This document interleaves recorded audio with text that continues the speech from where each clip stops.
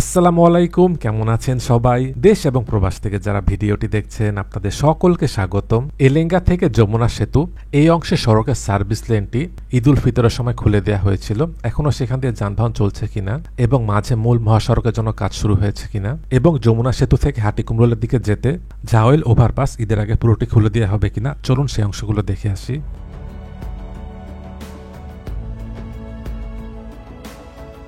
সামনে এই জায়গাটি এলেঙ্গা। এই স্থানটিও খুব গুরুত্বপূর্ণ। এখানে একটি ওভারপাস হওয়া খুব জরুরি। এখানে অনেক সময় দেখা যায় বাসগুলো যত্রতত্র দাঁড়িয়ে যায়। এর কারণে পিছনের দিকে যানবাহন যখন যেতে পারে না, তখন এখানে একটি যানজটের সৃষ্টি হয়। ঈদের সময় এই অংশটিতে শৃঙ্খলা আনাটা খুব জরুরি, না হলে দেখা যাবে এখান থেকে একটি দীর্ঘ যানজটের সৃষ্টি হতে পারে। আর একটু সামনে দেখা যাচ্ছে ওভারপাসের জন্য কাজ শুরু হয়েছে।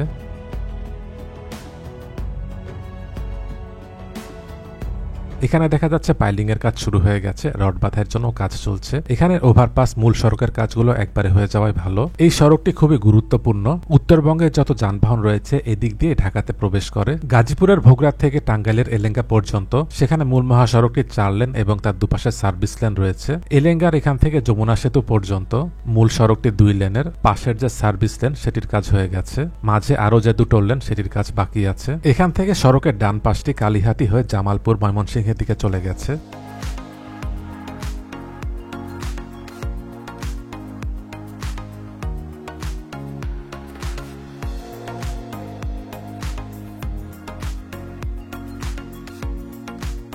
আজকের ভিডিওটিতে স্পন্সর করেছে অনলাইন বাংলা স্কুল। পৃথিবীর বিভিন্ন দেশ থেকে প্রবাসী শিশুরা এখান থেকে বাংলা ভাষা শিখতে পারে। বিস্তারিত জানতে ভিজিট করুন onlinebanglaschool.com। তাদের ওয়েবসাইটের লিঙ্কটি নিচে ডেসক্রিপশনে দিয়ে দিচ্ছি, সেখান থেকে পেয়ে যাবেন। এখানেও একটি চৌরাস্তার মোড়। এখান থেকে সড়কের ডান পাশটি চলে গেছে ভুয়াপুর, বাম পাশে এটি হচ্ছে সার্ভিস লেন। এলেঙ্গা থেকে যমুনা সেতু এই অংশে দূরত্ব খুব বেশি না, প্রায় 13 কিলোমিটার মতো। যানবাহনের যখন অনেক চাপ থাকে, আবার অনেক সময় দেখা যায় দুর্ঘটনাও ঘটে। এর কারণেও দেখা যায় এখানে একটি দীর্ঘ যানজটের সৃষ্টি হয়। সার্ভিস লেনটি যানবাহন চলাচলের জন্য খুলে দেওয়ার কারণে ভালো হয়েছে। আর একটু সামনে গেলে বোঝা যাবে পুরো অংশেই যানবাহন চলছে কিনা। মাঝখানের এই অংশে আরো 2 লেন হবে, যেটি মূলত হবে মূল মহাসড়ক। সব মিলিয়ে এখানে হবে 6 লেন। 4টি লেন মূল মহাসড়কের জন্য আর একটি পাশ সার্ভিস লেনের জন্য, যেখান দিয়ে স্বল্পগতি এবং স্থানীয় যানবাহনগুলো চলাচল করবে।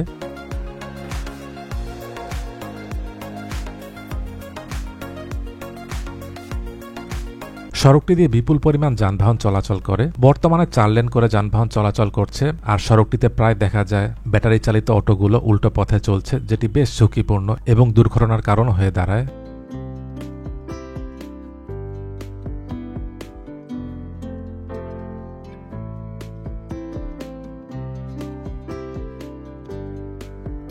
সামনের এই জায়গাটিতে বাস স্টপেজ হওয়ার কথা রয়েছে। মাঝখানের যে 2টি অংশ মূল মহাসড়কের জন্য বাকি রয়েছে, সেটির কাজ দ্রুত হয়ে যাওয়াটাও খুব জরুরি। টাঙ্গাইল মহাসড়কটিকে প্রশস্ত করার যখন কাজ হয়, একবারে এটিকে যমুনা সেতু পর্যন্ত নিয়ে গেলে এই সড়কটি অনেক আগেই প্রশস্ত হয়ে যেত। যমুনা সেতুর অপর প্রান্ত সিরাজগঞ্জের সয়দাবাদ থেকে হাটিকুমরুল মোড় পর্যন্ত, সেখানে 4 লেন এবং দুপাশে সার্ভিস লেনের কাজগুলো হয়েছে। কিছু অংশ ওভারপাসের কাজগুলো বাকি আছে।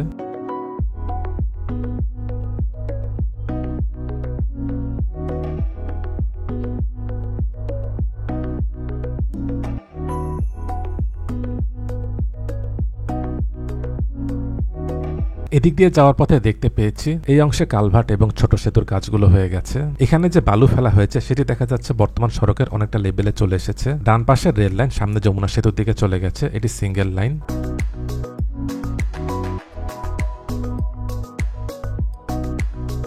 এই সড়কটি দিয়ে বিপুল পরিমাণ পণ্যবাহী ট্রাক চলাচল করে। উত্তরবঙ্গ থেকে যত পণ্যবাহী যানবাহন কুমিল্লা চট্টগ্রামের দিকে যাওয়ার জন্য এই সড়কটি ব্যবহার করতে হয়। গাজীপুরের ভোগরাত থেকে মদনপুর পর্যন্ত সেই অংশটি এক্সপ্রেসওয়ে হচ্ছে। গাজীপুরের ভোগরাত থেকে কাঞ্চন সেতু পর্যন্ত সেখানে বেশিরভাগ অংশেই এক্সপ্রেসওয়ে এবং সার্ভিস লেনের কাজগুলো হয়ে গেছে। আর কাঞ্চন সেতু থেকে মদনপুর পর্যন্ত সেই অংশে কাজ চলছে। বেশ কিছু অংশে সার্ভিস লেনের কাজগুলো হয়েছে। সেই অংশের ভিডিওগুলোর লিঙ্ক নিচে ডেসক্রিপশনে দিয়ে দিচ্ছি, সেখানে পেয়ে যাবেন।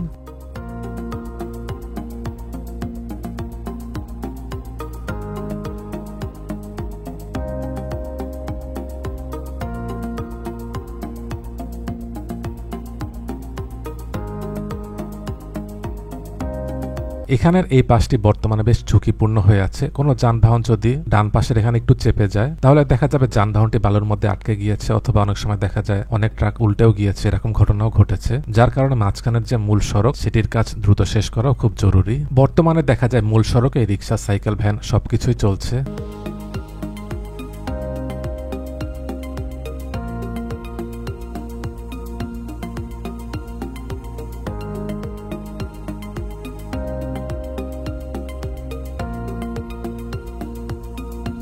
এদিক দিয়ে যাওয়ার পথে সড়কের দুপাশের যে প্রাকৃতিক সৌন্দর্য আলহামদুলিল্লাহ সেটি দেখে ভালো লাগছিল। সড়কের দুপাশটি এখনো খালি আছে।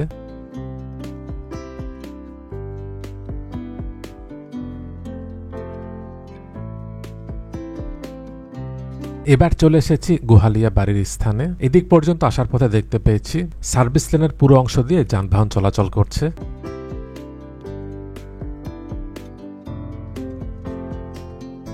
এখানেই হবে 2 লেনের মূল মহাসড়ক। এখানে বেশ খানিকটা জায়গায় দেখা যাচ্ছে ঢালাইয়ের কাজগুলো হয়ে গেছে, কিছু অংশে এখনো ঢালাইয়ের কাজ বাকি আছে, সেখানে দেখা যাচ্ছে রড বিছিয়ে রাখা রয়েছে। এই লেনটি হচ্ছে যারা এলেঙ্গা থেকে যমুনা সেতুর দিকে যাবে তাদের জন্য। প্রায় প্রতি বছরই দেখা যায় ঈদকে সামনে রেখে ভাঙাচোরা এবং ফিটনেসবিহীন যানবাহন মহাসড়কে নামানো হয়। এতে করে অনেক সময় দেখা যায় মহাসড়কের যানবাহনগুলো বিকল হয়ে যায়, যার ফলে যানজট সৃষ্টি হওয়ার কারণ হয়েও দাঁড়ায়।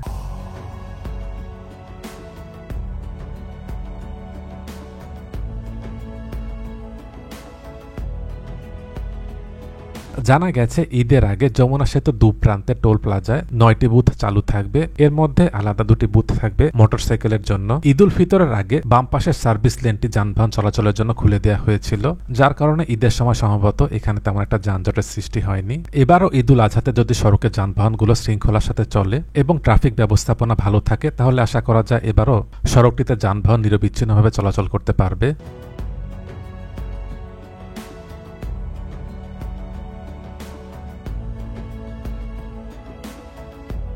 এবার একটু সামনে আসলাম, ডান পাশে ইব্রাহিমাবাদ রেলওয়ে স্টেশন। এই অংশে মূল সড়কে দেখা যাচ্ছে এখনো ঢালাইয়ের কাজগুলো হয়নি। সামনে এখানে গোল চত্বর, এলেঙ্গা থেকে সড়কের যে কাজ সেটি সামনের এই পর্যন্তই। যমুনা সেতুর অপর প্রান্তে ঝাওয়েল যে ওভারপাসের কাজ চলছিল, চলুন সেই অংশটি দেখে আসি।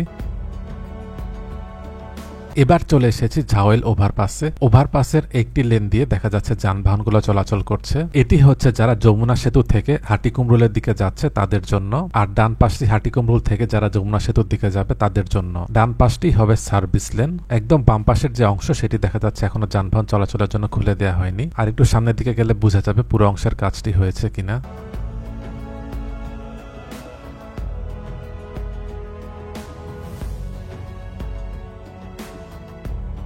এখানে দেখা যাচ্ছে সব গার্ডারগুলো বসে গেছে। এই অংশে ঢালাইয়ের কাজ বাকি আছে। এখানের এই ঢালাইয়ের কাজগুলো হয়ে গেলে ওভারপাসের পুরো অংশের কাজটি সম্পন্ন হয়ে যাবে। সামনের দিকটি চলে গেছে সিরাজগঞ্জের হাটিকুমরুল গোল চত্বর। যমুনা সেতু থেকে সেই পর্যন্ত সড়কটির পুরো অংশে 4 লেন এবং দুপাশে যে সার্ভিস লেন সেটির কাজ হয়ে গেছে। সড়কে রোড মার্কিং এবং কিছু ফিনিশিং এর কাজ বাকি আছে।